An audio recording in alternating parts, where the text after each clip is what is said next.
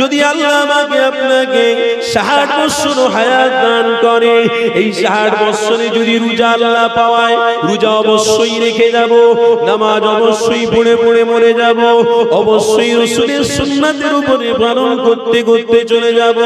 এ যুবকেরা, এটা আমাদের জন্য মূল সম্পদ, এটা আমাদের জন্য বড় ইহসান, এটা আমাদের জন্য বাজার, এটা আমাদের জন্য মাগফিরাত, এটা আমাদের জন্য আল্লাহর জান্নাতের রাস্তা।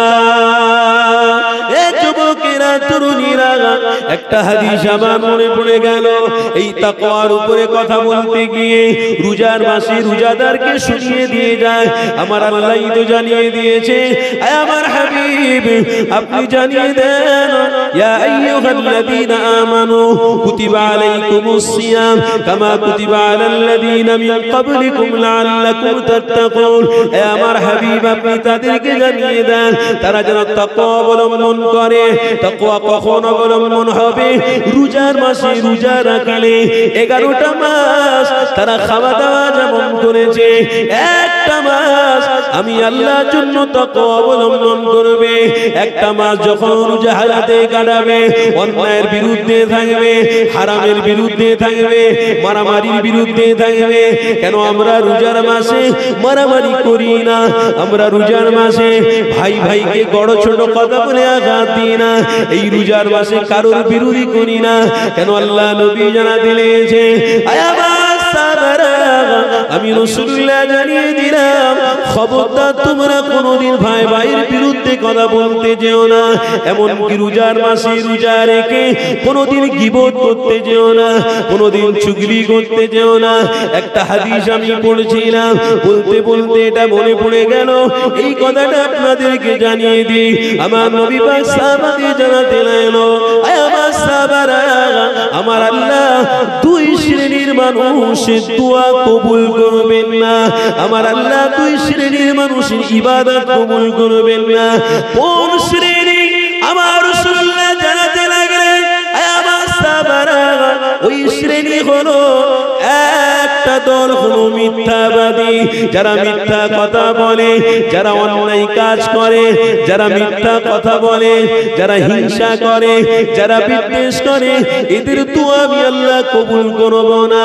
আর একটা জাতির বিষয়ে বললে, আমার সাহাবারা, তারা যারা আল্লাহর সাথে শিরিক করে, ইন্না শিরকা লাযুলমুন আযীম, এটা হলো বড় অহংকারী, এটা হলো বড়ই গুনাহ, এটা হলো বড় খাতা। এটা যারা করবে, আমি আল্লাহ আমার দরবারে দোয়া কবুল হবে না, আমার দরবারে নামাজ কবুল হবে না।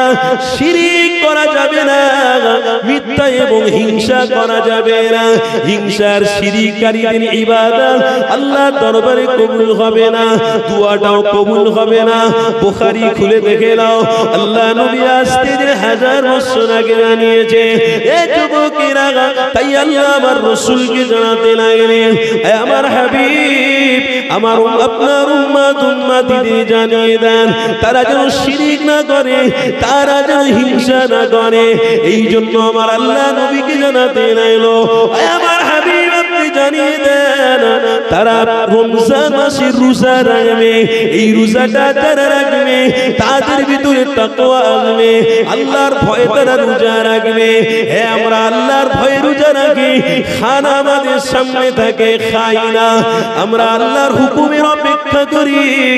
আল্লাহর হুকুম যখনই হয়, ওই সময় আমরা মুখে খাবার তুলি। আমরা বাজারে বাজারে ঘুরি, তবুও কিন্তু খাবার মুখে নিই না।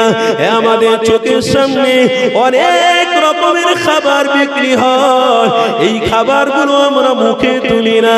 কেন? আমার আল্লাহ দেখতে পাচ্ছে। দুনিয়ার কোনো মানুষ জানুক আর না জানুক, আমার আল্লাহ তো দেখতে পাচ্ছে। আমার আল্লাহ যদি এই রোজাটাকে কবুল করে নেয়, আমার আল্লাহ যদি রোজা কবুল যদি হয়ে যায়, অবশ্যই রোজার ওসিলাতে আমার আল্লাহর সাথে 70,000 পর্দা তুলে দিদার লাভ করা যাবে।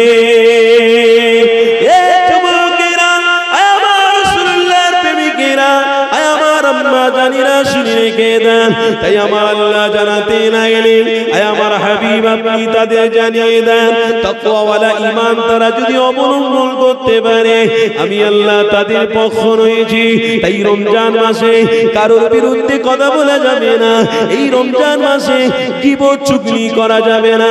আমার রাসূলুল্লাহ জানাতে লাগলেন একটা মাস যদি রোজা রেখে এগুলো তারা করতে পারে 11টা মাসও তার এই সমস্ত খারাপ থেকে বিরত থাকবে। এই 11টা মাস যদি বিরত থাকে, এক কথায় রমজান মাস নিয়ে 12টা মাস যদি তারা এই সমস্ত কাজ থেকে বিরত থাকে, আর যদি আমি আল্লাহ তাদের মৃত্যু দিয়ে দিই, অবশ্যই তাকওয়া ঈমান অবলম্বনকারী হওয়ার জন্য আমার আল্লাহ তাদের জান্নাতি বানিয়ে নেবে। আর জোরে বলুন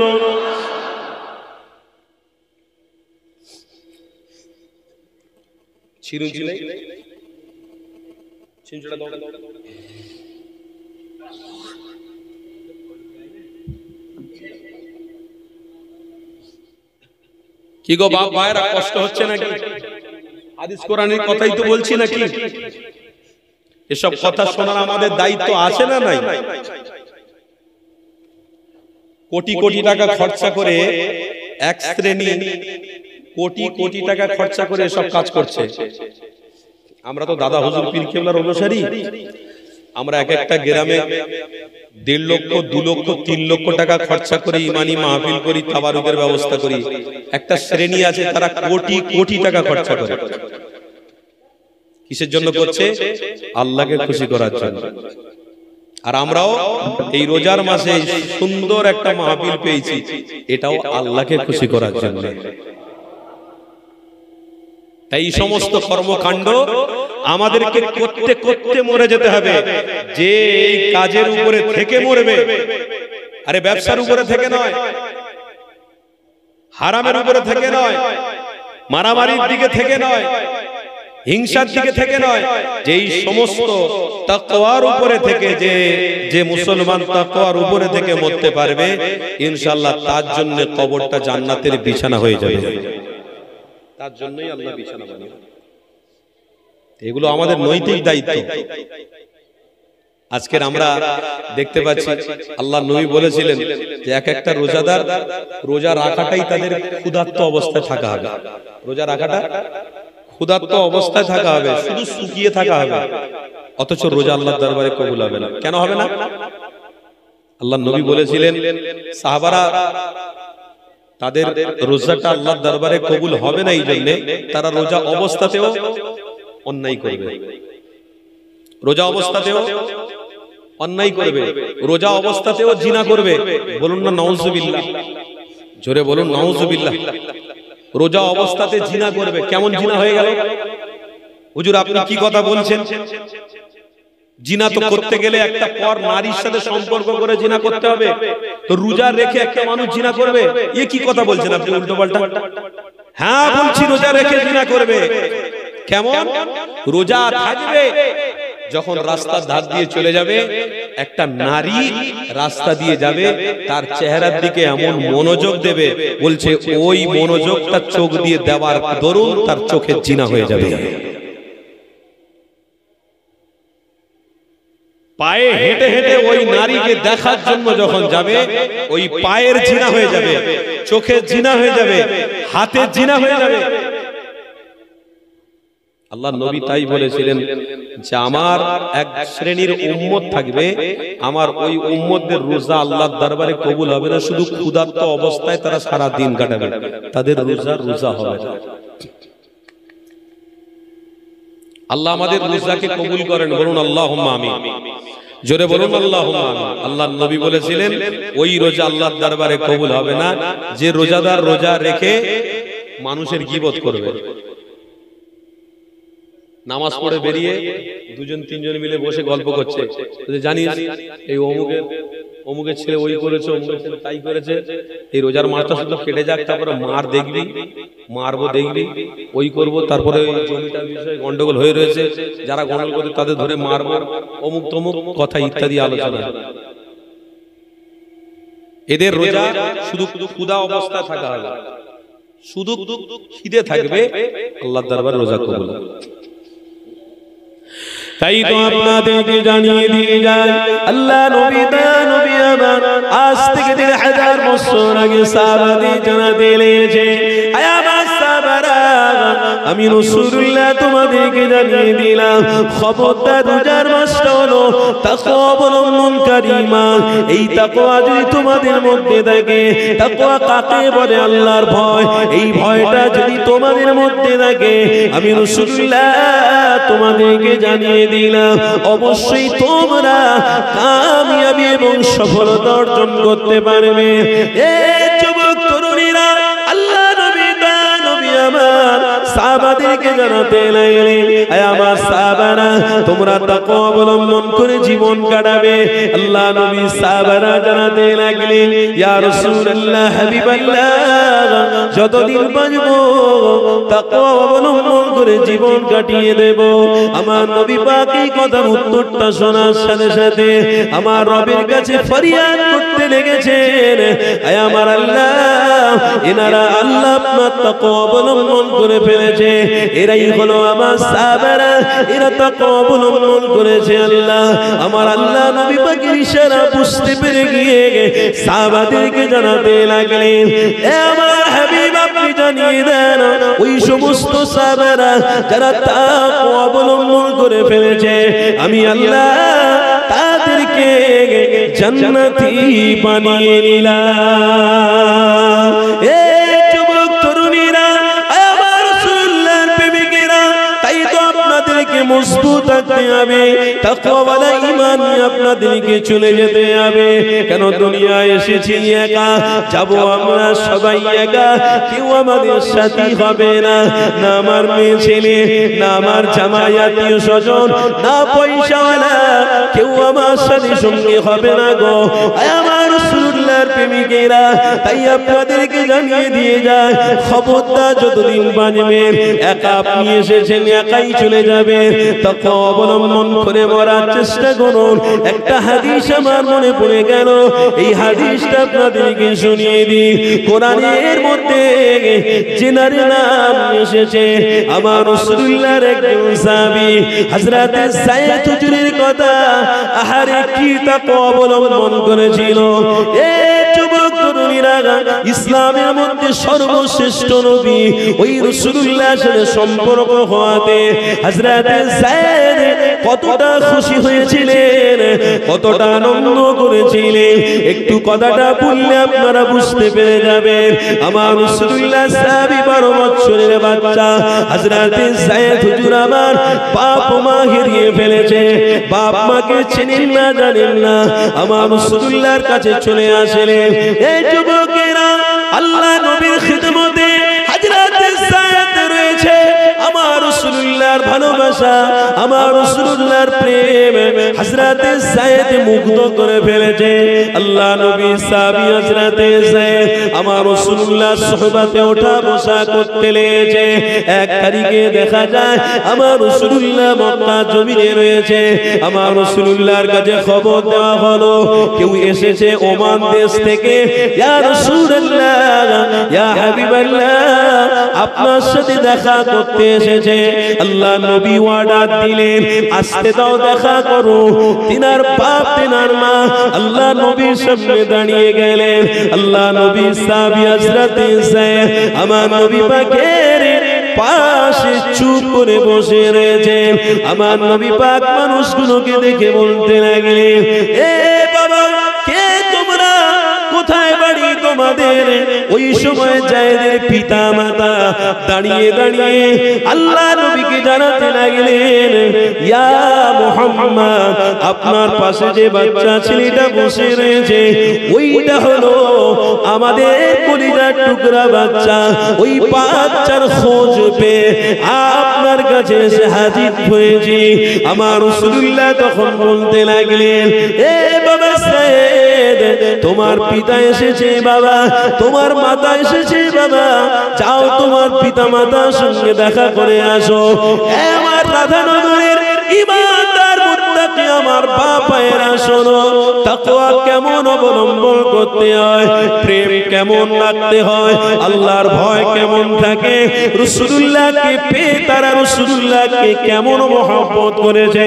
হযরত সাইয়েদ জানাতে লাগলেন, ইয়া রাসূলুল্লাহ, হাবিবাল্লাহ, আমার আব্বা আম্মা জান এসেছে, আমি জানি আমার বাপ মা আমার সাথে দেখা করতে এসেছে, তবে ইয়া রাসূলুল্লাহ, হাবিবাল্লাহ, আমি আমার বাপ মায়ের থেকে যতটা প্রেম ভালোবাসা পেয়েছি তার থেকে হাজার হাজার হাজার হাজার গুণ প্রেম আমি মুহাম্মদ রাসূলুল্লাহ দরবারে পেয়েছি।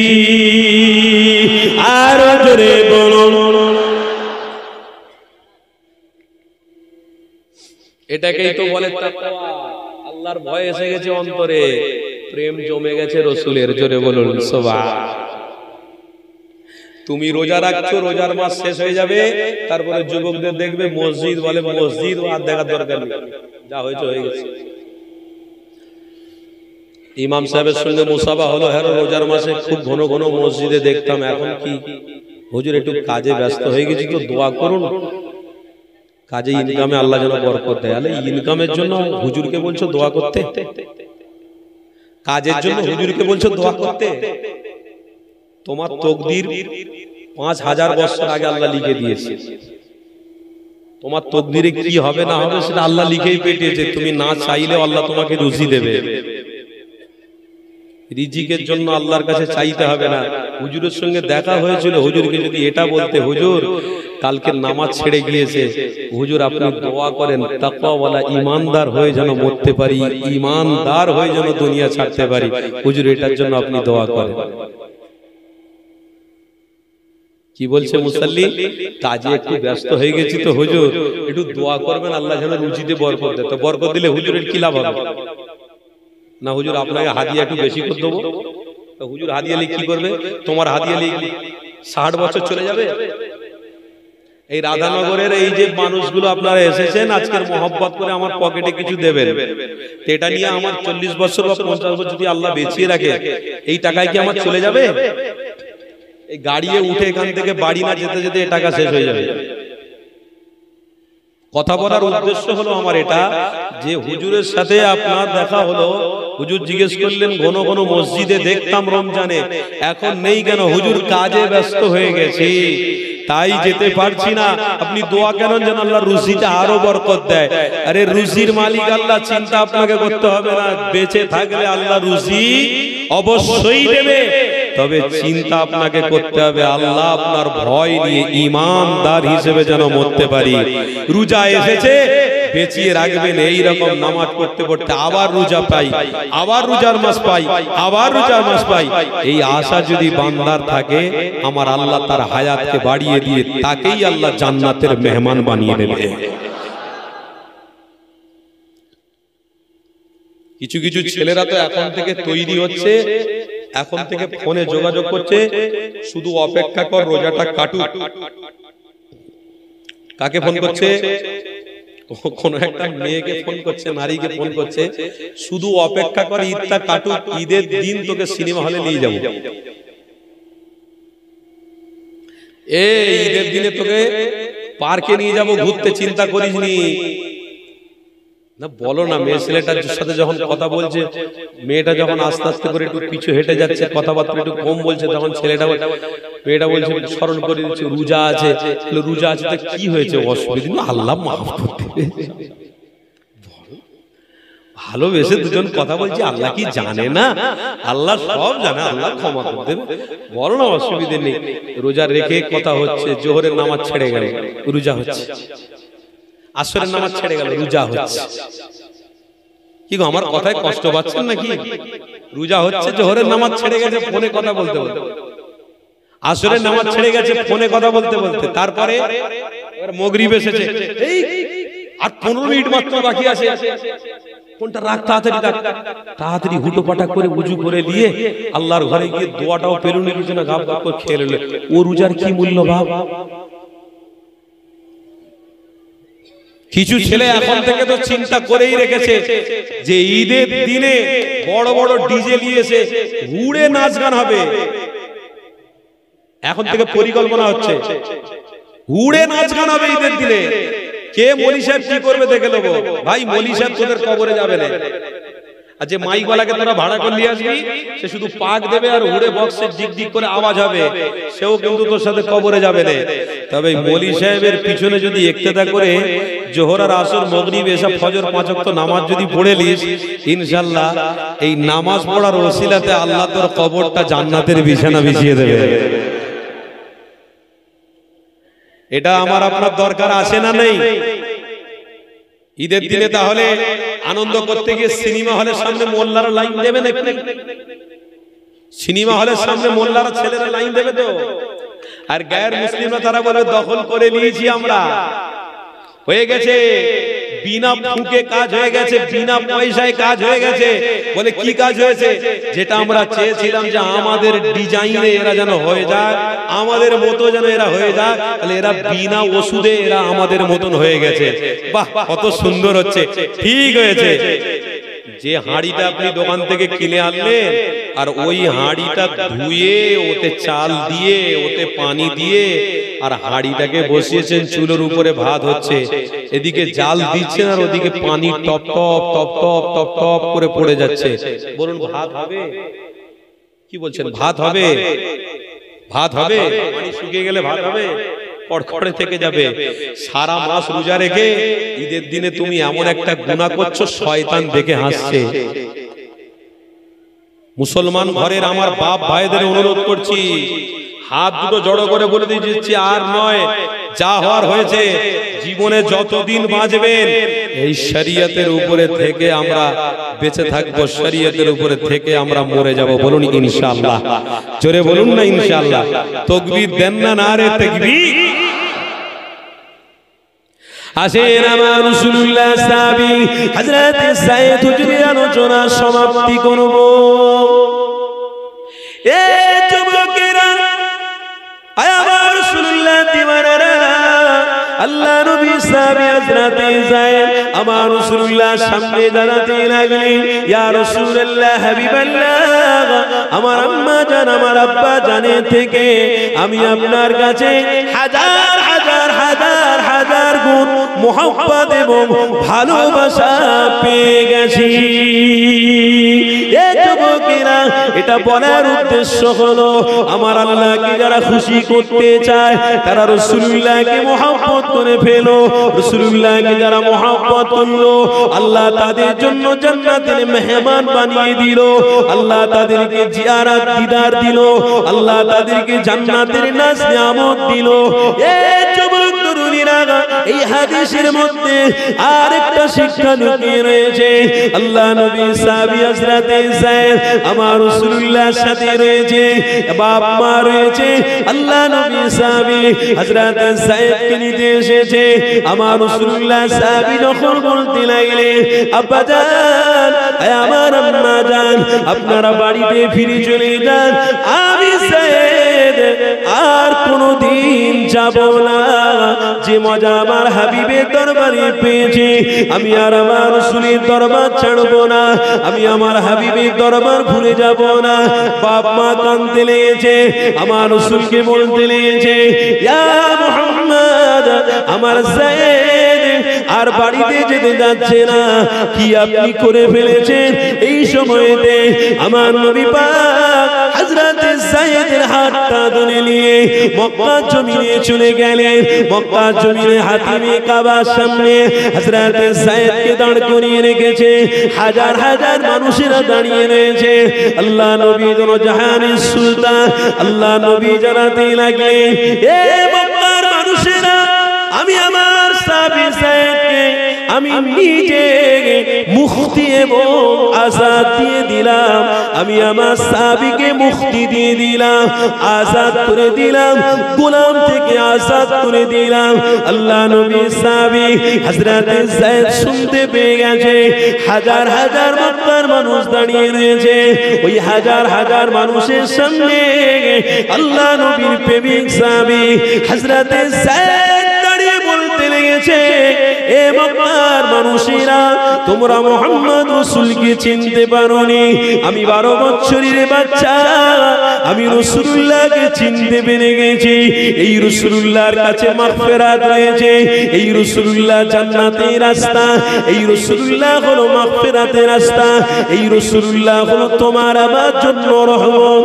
এ মক্কার মানুষেরা, তোমরা রাসূলুল্লাহকে চিনতে পারোনি, আমি যায়েদ চিনতে পেরে গিয়েছি। আমার রাসূলের কথা অনুযায়ী আমি যায়েদ জানিয়ে দিলাম, আর কোন দিনের জন্য আমি আমার ঘর বাড়ি, আমার বাপ মায়ের কাছে কোনদিন যাব না। এই জন্য যাব না যে নবীর সাথে সম্পর্ক করে ফেলেছে, আল্লাহ তার জন্য জান্নাতের মেহমান বানিয়েছে।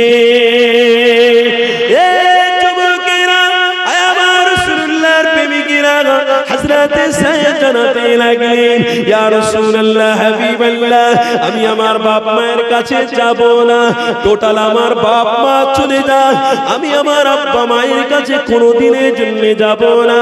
আল্লাহ নবী সাইয়েদ বলতে লাগলেন, ইয়া রাসূলুল্লাহ হাবিবাল্লাহ, যে নবী পেয়েছি এটা আমার জন্য কপাল, যে রাসূল পেয়েছি এটা আমার জন্য তৈরি। ইয়া রাসূলুল্লাহ হাবিবাল্লাহ, আমি সাইয়েদ আপনার কদম থেকে সরে কোনোদিন যাব না।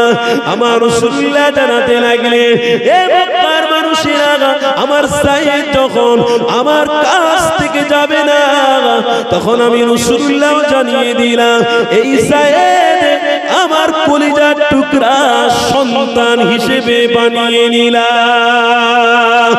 আরো জোরে বলুন নারে তাকবীর। এটাকেই বলে তাকওয়া, এটাকেই বলে। আমরা ইমানদারের ঘরে জন্ম হয়েছি, আমরা ইমানদার হিসেবে থাকবো, ঈমান নিয়ে জান্নাতে যাব। বলুন ইনশাআল্লাহ, জোরে বলুন ইনশাআল্লাহ। তাহলে ইমানদার হিসেবে এই সমস্ত কর্মকাণ্ড আমাদের অন্তরে থাকবে না? থাকবে না। বেদিনদের কর্মকাণ্ড আমাদের মধ্যে থাকবে নাকি? থাকবে নাকি? একদম মজবুত হন ভাগড়, আপনারা রাধানগরের মানুষ, মজবুতির সঙ্গে থাকবেন। বলে গেলাম তাকওয়াওয়ালা ঈমান নিয়ে আমরা মরতে চাই, এলিতেলি নয়। আমরা হলাম রাসূলের উম্মত। জোরে বলুন সুবহানাল্লাহ। আল্লাহ আমাদেরকে কবুল করলেন, বলুন আল্লাহুম্মা। যাক, দেখতে দেখতে তো সময় তো এগিয়ে চলে যাচ্ছে, সময় তো কারোর জন্য দাঁড়াবে না। আগের বছরে একটুখানি কালেকশন করেছিলাম, এই বছরে মাশাআল্লাহ কমিটির সাহেবাদের একটু অনুরোধে আপনাদের কাছে একটুখানি বলবো পয়সার কথা। কি গো, আপনারা সকলে রাজি আছেন তো? মাশাআল্লাহ হুজুর এসেছেন, একটু তাকবীর দেন, নারে তাকবীর। সিলসিলায়ে হক মুজাদ্দিদে জামান, দাদা পীরের হক সিলসিলা, औलादे मुजद्दिद ज़मान, औलादे मुजद्दिद ज़मान, मसलके मुजद्दिद ज़मान, मसलके अबू बकर सिद्दीकी, नारे तकबीर, আলহামদুলিল্লাহ। একটা কথা এখানে বলে দিই, আপনারা শুনে নেন। দাদা হুজুরের আওলাদকে যারা সম্মান করবে, ভালোবাসবে, তেনারা দাদা হুজুরকেই ভালোবাসবে। ঠিক না ভুল বলছি? দাদা হুজুরের আওলাদকে যারা ভালোবাসতে পারে না, তারা দাদা হুজুরকে ভালোবাসতে পারে না। অনুরোধ করছি, দাদা হুজুর পীর কেবলার আওলাদ আমাদের জন্য একটা নেয়ামত, সম্পদ। বলুন আলহামদুলিল্লাহ। আল্লাহর নবীর সন্তান বেঁচে নেই, খাজা হুজুরের সন্তান দুনিয়াতে নেই, সুলতানুল হিন্দ গরিবে নওয়াজের সন্তান নেই, নিজামউদ্দিন আউলিয়া হুজুরের সন্তান নেই, কুতুবউদ্দিন বখতিয়ার কাকি হুজুরের সন্তান নেই, হারে বারেশাহ রহমাতুল্লাহ আলাইহি হুজুরের সন্তান নেই। দাদা হুজুরের আওলাদরা দুনিয়ার জমিনে বেঁচে আছে। পশ্চিম বাংলার মানুষ আমরা ইসলামকে পেয়েছি দাদা হুজুরের ওসিলায়, আর তিনার আওলাদরা আছে মানে আমার পূর্বপুরুষরা দাদা হুজুরের হাত ধরেছিলেন, আর তিনার আওলাদদেরকে আমরা পেয়েছি, তেনার হাত ধরছি। দোয়া করি আল্লাহ আমাদের সন্তানদেরকে বাঁচিয়ে রাখুন। দাদা হুজুরের দাদা হুজুরের চতুর্থ প্রজন্মর পরে পঞ্চম প্রজন্মের সাথে আমার পরের জেনারেশনে যেন হাতে হাত লাগিয়ে মুসাফা করতে পারে। জোরে বলুন আল্লাহুম্মা আমিন। দোয়া করবেন, জোরে বলুন আল্লাহুম্মা আমিন। তার মানে আল্লাহ এটা দেখছে যে আমার ওলি বান্দাদের সাথে সম্পর্ক এরা রেখেছে। পশ্চিম বাংলার মানুষ তাই শক্তি রয়েছে, ইমানি পাওয়ার রয়েছে একটাই কারণে, এই পশ্চিম বাংলার মাটি আল্লাহর ওলিদের ঘাঁটি। পশ্চিম বাংলা সম্মানের সাথে মাথা উঁচু করে আজও রয়েছে। কেন? একটাই কারণে, এই পশ্চিম বাংলায় দাদা হুজুরের সাথে আমার 14 পুরুষদের সাথে সম্পর্ক ছিল। দাদা হুজুরের আওলাদকে আমরা আজকের পেয়েছি। দাদা হুজুরের আওলাদরা চলে যাবে, আমার আওলাদদের সাথে আবার নতুন আওলাদদের সম্পর্ক থাকবে। এইভাবে যত চলবে তত পশ্চিম বাংলায় আল্লাহর ওলিদের হাত ধরা হবে, দাদা হুজুরের রক্তকে সম্মান করা হবে। মানে ইনশাআল্লাহ আল্লাহর রহমত এবং বরকত এই পশ্চিম বাংলায় জারি থেকে যাবে। আল্লাহ আমাদেরকে কবুল করে নেন, বলুন আল্লাহুম্মা আমিন। আমার বাপ ভাইরা, একটু আপনাদের কাছে আবদার করব। কিসের জন্য এগুলো? আচ্ছা, এগুলো তুলতে হবে। বস্তু 300 কেজি।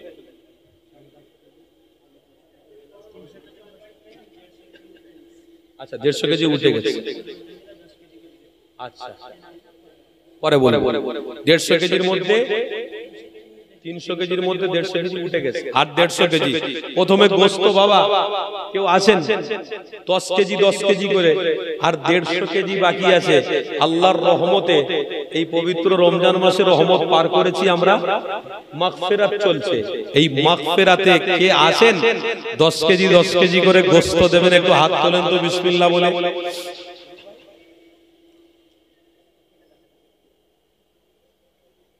বাবা কেউ আছেন 10 কেজি? হাত তোলেন। নয় পিছনে কেউ বলছে রমজান মাসে, একটু তাড়াতাড়ি বলেন। 10 কেজি বিসমিল্লাহ বলে কেউ গোশত দেবেন আগামী বছর তাবারুকের জন্য? কি নাম বলেন? তাড়াতাড়ি বলেন একটু। রাধানগরের মানুষ আগামী বছর জান ভরে আমরা দান করেছিলেন, কলিজা ভরে দান করেছিলেন, 2 হাত ভরে দান করেছিলেন। এই বছর দেখি আমার বাপ ভাইদের ঈমানি তেজ আছে না আস্তে আস্তে করে দুর্বল হয়ে যাচ্ছে। একটু দেখি আমার কোন বাপ আছে 10 কেজি, কোন ভাই আছে 10 কেজি গোশত আগামী বছর তাবারুকের জন্য। একটু নামটা রমজান মাসে বলবো, তোলেন বিসমিল্লাহ বলে। হবে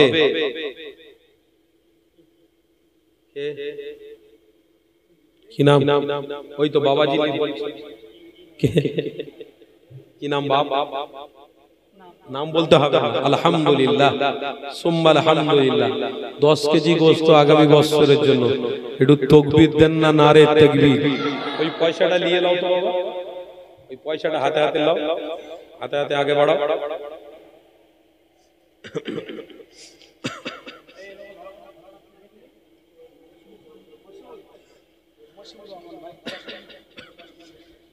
নাম বলতে মানা করেছেন। 10 কেজি আমার কি নাম? আকবর ভাই। আমার আকবর ভাই 10 কেজি। নারে তাকবীর। বাবাজি আপনার নাম কি? কি নাম বলেন? জনাব আব্দুল গফুর মোল্লা সাহেব, নগদে 500 টাকা। বলুন মারহাবা। নারে তাকবীর। আর কে আছেন? 10 কেজি গোশত, 10 কেজি গোশত তাবারুকের জন্য কেউ আছেন? রাধানগরের মানুষ মাশাআল্লাহ। কি নাম?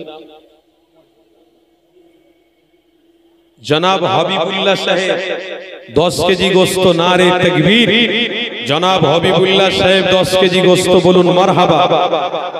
আর কেউ আছেন 10 কেজি? 300 কেজি হয়ে গেলে বন্ধ করে দেব। আর 300 কেজি হয়ে গেলে একটু বলবেন হুজুর। আর কেউ আছেন 10 কেজি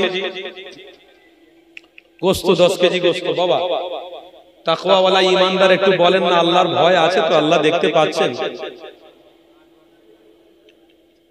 একটু বলুন না 10 কেজি।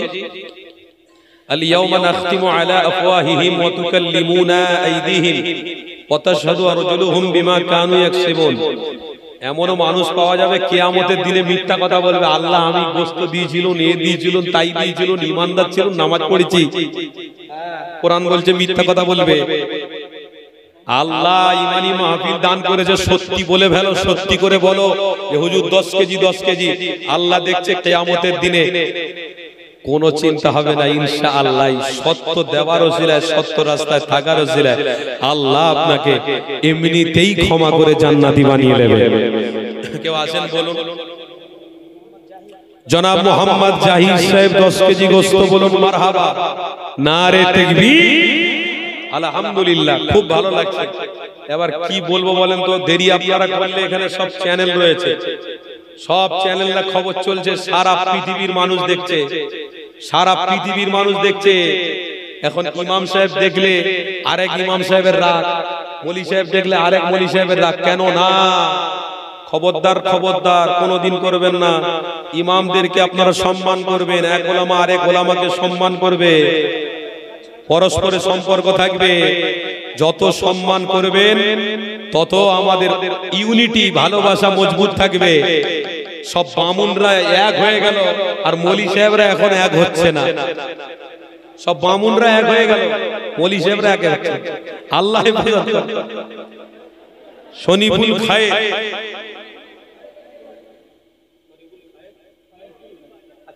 শরীফুল, জনাব শরীফুল ভাই খয়ের গুড়ে বাড়ি, 10 কেজি গোশত। নারে তাকবীর। জনাব শরীফুল বাবাজি আমার 10 কেজি গোশত বলুন মারহাবা, আলহামদুলিল্লাহ। আর কে আছে? রবিউল সাহেব, পিতা শরীফুল, 10 কেজি গোশত। নারে তাকবীর। জনাব রবিউল সাহেব পিতা শরীফুল, 10 কেজি গোশত, আলহামদুলিল্লাহ। আরিফুল ভাই, আচ্ছা সরি, ভুল হয়ে গেছে, বলতে শুনতে ভুল হয়ে গেছে। জনাব আরিফুল সাহেব 10 কেজি গোশত বলুন মারহাবা। নারে তাকবীর। আর কেউ আছেন গোশত বলুন? কারোর দ্বারা হবে একটু বলুন না তাড়াতাড়ি করে। 300 কেজি গোশত লাগবে। 300 কেজির গোশত 150 হয়ে গেছে, আর 150 বাকি আছে। এই 150-এর মধ্যে আপনারা 10-10 করে হয়তো 5 জন হয়েছে, 7 জন হয়েছে, এই 60 কেজি হয়েছে, আলহামদুলিল্লাহ 60 কেজি হয়েছে। আর একটুখানি বাকি আছে, একটু বলুন হাত তুলে, বলুন হাত তুলে বলুন। কেউ আছেন আল্লাহর বান্দা, নেককার পরহেজগার বান্দা কেউ আছেন? আল্লাহর সখী বান্দা কেউ আছেন? একটু হাত তুলে বলবেন 10টা কেজি গোশত। যা, কি নাম? জনাব আলী নূর সাহেব। বাকি যত আছে সব গোশত দিয়ে দেবেন। নারে তাকবীর। 140 কেজি গোশত বাকিটা জনাব আলী নূর সাহেব তিনি একাই দিয়ে দেবেন। আলী নূর সাহেব, নারে তাকবীর, নারে তাকবীর। জনাব আলী নূর সাহেব বাকি গোশত বলুন মারহাবা, আলহামদুলিল্লাহ, আল্লাহ কবুল। বাকি কি আছে? 400 কেজি লাগবে, চাল 400 কেজি লাগবে। বাপ কেউ আছেন বলুন?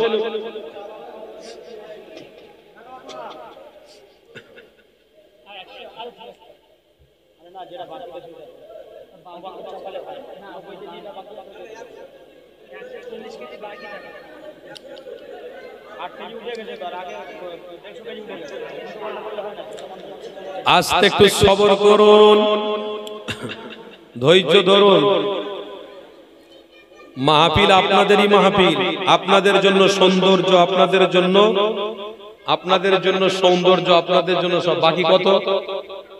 চাল কত? 400 কেজি লাগবে। 400 কেজি চাল মৌলানা সাহেব তো দিয়েছে তো নাকি? প্রতি বছর দেয়, এবছর মনে হয় হুজুর একটু অবস্থা, আপনারা দোয়া করছেন। হ্যাঁ, এবছর ওই তো 250 কেজি চাল তো হুজুর দিয়েছে। নারে তাকবীর। 250 কেজি হুজুর মৌলানা জনাব মৌলানা ওদুদ সাহেব তিনি 250 কেজি চাল তো দিয়েছে। আর বাকি গত কেজি দিয়েছে। হ্যাঁ, তো হুজুর দিয়েছে, যে তাবারুক হচ্ছে এখন। গত বছরে নাম লিখেছিলেন, ওটা হুজুরের চালেই তো হচ্ছে, আলহামদুলিল্লাহ। তাহলে আগামী বছর চালের জন্য কে আছেন? 400 কেজি আর লাগবে নাকি? 400 কেজি লাগবে, কে আছেন বলেন না ঝকঝক করে একটু। হয়ে যাবে তো, হয়ে যাবে, আমি জানি হয়ে যাবে। রাধানগরের মানুষ আল্লাহর শুকর, আল্লাহ বহুত দিয়েছে। আরে খেটে খাওয়া হলেও আল্লাহ ভালো রাস্তায় লাগাচ্ছে, এটাই তো সৌভাগ্য রে বাবা।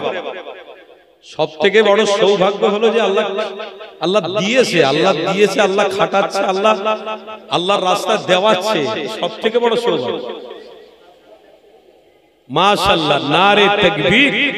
জনাব শেখ সাদ্দাম সাহেব 100 কেজি চাল বলুন মারহাবা। জনাব শেখ সাদ্দাম সাহেব 100 কেজি চাল বলুন মারহাবা। সাদ্দাম ভাই আমার 100 কেজি চাল দিয়ে দিয়েছে আলহামদুলিল্লাহ। তাহলে বাকি আর 300 কেজি। 300 কেজি কেউ আসেন বাবা?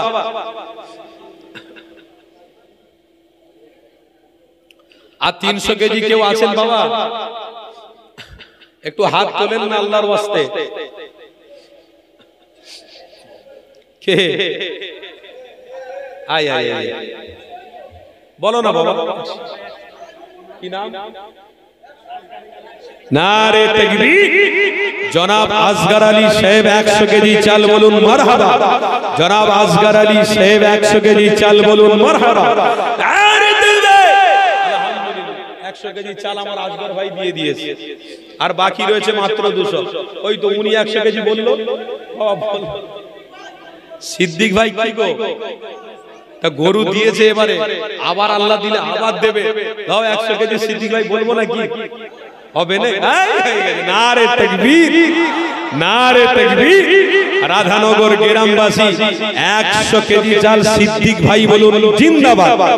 রাধানগর গ্রামবাসী সিদ্দিক বাবাজি আমার 100 কেজি চাল বলুন মারহাবা।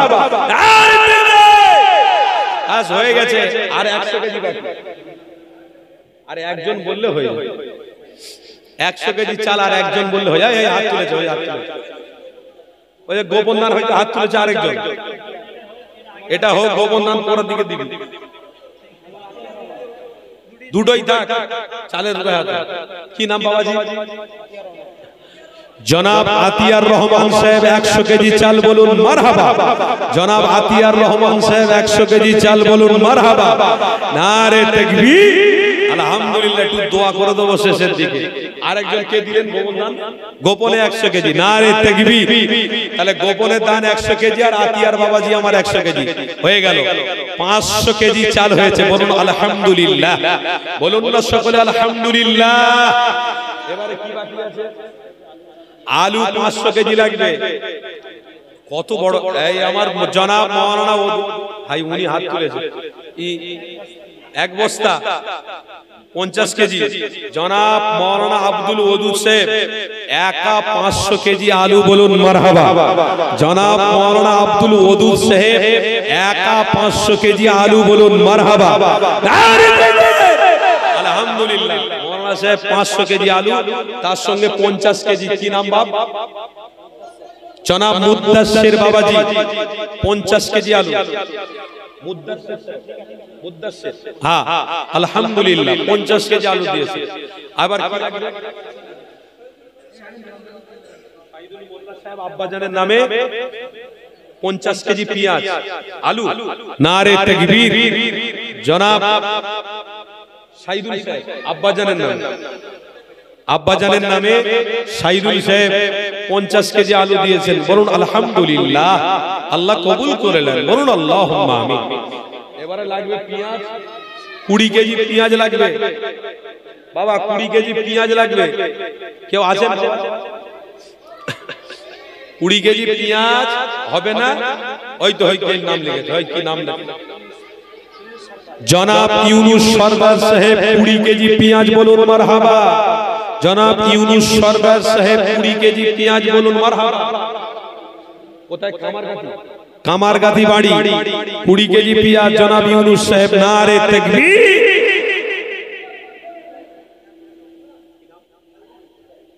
জনাব আরিফুর সাহেব 1 বস্তা আলু বলুন মারহাবা।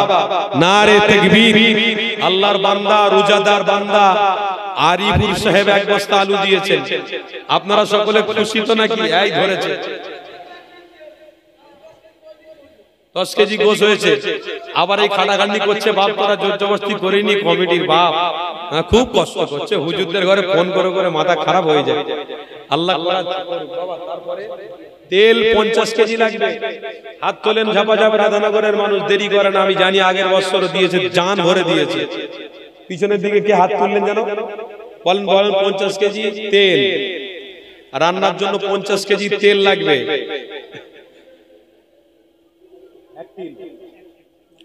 আপনার নামটা কি? আমি ভুলে যাচ্ছি। আর জনাব কুতুবউদ্দিন ভাই আমার কুতুবউদ্দিন ভাই এক টিন তেল বলুন মারহাবা। কমিটির সাহেবান মধ্যে কুতুবউদ্দিন বাবাজি এক টিন তেল বলুন মারহাবা। নারে তাকবীর। আর কেউ আছেন? 50 কেজি তেল লাগবে, এক টিন তেল হয়েছে।